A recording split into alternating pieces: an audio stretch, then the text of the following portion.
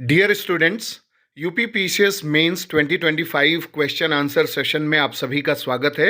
आज के एपिसोड में हम बात करेंगे पेपर 3 के बारे में। यानी यूपी पीसीएस का जो पेपर 3 है उससे एक सवाल उठाएंगे और देखेंगे कि कैसे यूपी पीसीएस मेंस में सवाल पूछे जाते हैं, उनका कैसा ट्रेंड रहता है, नेचर क्या रहता है, डिमांड किस तरीके के क्वेश्चंस में होते हैं।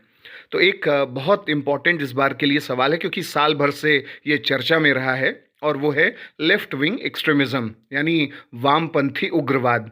वामपंथी उग्रवाद में नक्सलवाद और माओवाद, नक्सलिज्म और माओइज्म दोनों शामिल है और इसके बारे में दो तरीके के सवाल देखे गए हैं, पहले भी पूछे गए हैं, इस बार भी संभावित हैं।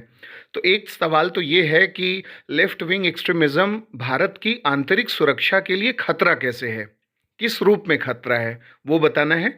और दूसरा महत्वपूर्ण मुद्दा है कि इसका समाधान कैसे हो सकता है, यानी मेजर्स जो उपाय हैं वो सुझाए जाएं। लेकिन उपाय सुझाने के साथ साथ एक अलग सवाल ये भी आता है कि भारत सरकार का अप्रोच क्या है नक्सलवाद और माओवाद से निपटने का, यानी भारत सरकार का आधिकारिक दृष्टिकोण क्या है। जब ऐसे सवाल पूछे जाते हैं तो उसमें मेजर्स के बारे में ज़्यादा नहीं लिखना होता कि सरकार ने ये कदम उठाया, ये सिक्योरिटी ऑपरेशंस किए, या ये कोई अलायंस बनाया, ऑर्गेनाइजेशन बनाया जिसके माध्यम से इन सब से निपटने का काम कर रही है। उसमें एक अलग प्रकार से आंसर लिखना होता है और इसी पहलू पर आज चर्चा करेंगे। सबसे पहले हम ये देखते हैं कि how left wing extremism is a serious threat to India's internal security.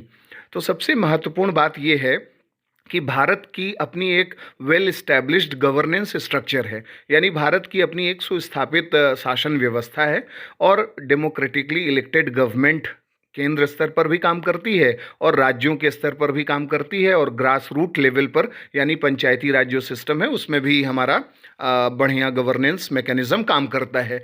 लेकिन इन सब के खिलाफ यानी एक पैरेलल गवर्नमेंट के रूप में, एक समानांतर सरकार के रूप में, एक समानांतर अर्थव्यवस्था, एक पैरेलल इकोनॉमी के रूप में लेफ्ट विंग एक्सट्रीमिस्ट जो होते हैं यानी नक्सली और माओवादी एक गवर्नेंस वैक्यूम क्रिएट करने की कोशिश करते हैं। दे बाइकॉट इलेक्शंस, वो चुनाव का बहिष्कार करते हैं, वो सुरक्षा बलों को मारते हैं, यानी जो सिक्योरिटी पर्सनल्स हैं, पारामिलिट्री फोर्सेस के लोग हैं, सीआरपीएफ के लोग हैं, इनोसेंट सिविलियंस हैं, उनको मारते हैं। जो मिलिट्री इंफ्रास्ट्रक्चर है या वैसे भी सरकारी अवसंरचनाएं हैं, रोड है, मोबाइल टावर्स हैं, इन सबको वो नष्ट करते हैं। और इसके साथ साथ जो वो एक अलग प्रकार का रेडिकलाइजेशन, एक एक्सट्रीमिज़म, माओवादी जो विचारधारा के आधार पर आम जनता के मन में फैलाते हैं और सरकार के खिलाफ जनता को कर देते हैं, जिस पॉलिसी को हम पीपल्स वॉर स्ट्रेटजी बोलते हैं कि यानी नक्सली और माओवादी जो ट्राइबल पॉपुलेशन है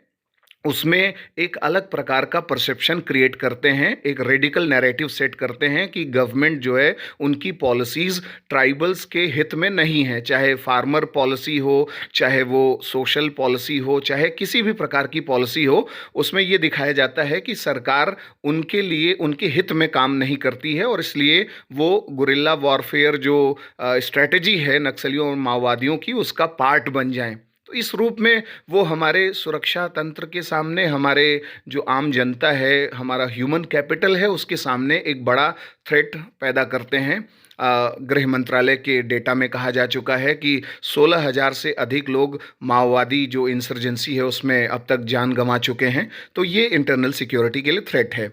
लेकिन इसके साथ साथ जब हम भारत सरकार के दृष्टिकोण की बात करते हैं तो उसमें कुछ महत्वपूर्ण पहलू आते हैं। लेकिन यहाँ ध्यान ये रखना होता है कि इसमें जो सुरक्षा, जो भी उपाय हैं, मेजर्स बहुत ज़्यादा नहीं लिखने हैं, फैक्चुअली अप्रोच लिखना है। और सरकार का जो अप्रोच है वो national policy and action plan on left wing extremism, यानी जो राष्ट्रीय नीति और कार्य योजना है वामपंथी उग्रवाद पर जो 2015 में अपनाई गई थी, उसमें 4 पॉइंट्स के माध्यम से बताया गया है। तो पहला उसमें है अप्रोच भारत सरकार का सुरक्षा से संबंधित उपाय यानी सिक्योरिटी रिलेटेड मेजर्स, और उसके साथ साथ विकास के कार्यों पर बल यानी डेवलपमेंटल एक्टिविटीज़ इन सब एरिया में बढ़ाया जाए। दूसरा, स्थानीय समुदायों के अधिकारों और हकदारियों को सुनिश्चित करने पर बल, यानी जो लोकल कम्युनिटीज़ हैं उनके राइट्स और उनके इंटाइटलमेंट्स को इंश्योर करना। तीसरा, शासन प्रणाली में सुधार, यानी जो गवर्नेंस स्ट्रक्चर है उसमें सुधार किया जाए। और चौथा, जन अवबोधन प्रबंधन, यानी जो पब्लिक परसेप्शन मैनेजमेंट है इन सब एरियाज़ में वो करना बहुत ज़्यादा आवश्यक है, ताकि रेडिकलाइजेशन, रेडिकल नैरेटिव्स और ये सब जो चीज़ें हैं ये तोड़ी जा सकें, और फिनेंशियल इंक्लूजन और इसके साथ साथ समावेशी विकास पर बल दिया। भारत सरकार का अप्रोच ये भी है कि वामपंथी उग्रवाद प्रभावित इलाकों में जो युवा हैं उनमें जो वायलेंस का ग्लोरिफिकेशन है वो न हो, और इसके साथ साथ कैसे वहाँ पर एक जैसे जो फ्रंटल ऑर्गेनाइजेशंस काम करते हैं रेडिकल नैरेटिव्स के लिए, जो दुष्प्रचार और प्रोपेगेंडा करते हैं सरकार के खिलाफ, उस पूरे तंत्र को कैसे तोड़ा जा सके। और इसके लिए सिविक एक्शन प्रोग्राम को बहुत अच्छे से एग्जीक्यूट करने पर सरकार द्वारा बल दिया जाता है। और सरकार लेजिस्लेटिव जो मेजर्स हैं उनके माध्यम से भी काम करती है। यूएपीए कानून के तहत और अन्य प्रकार के कानूनों के तहत भी सरकार अपने दृष्टिकोण को व्यक्त करती है।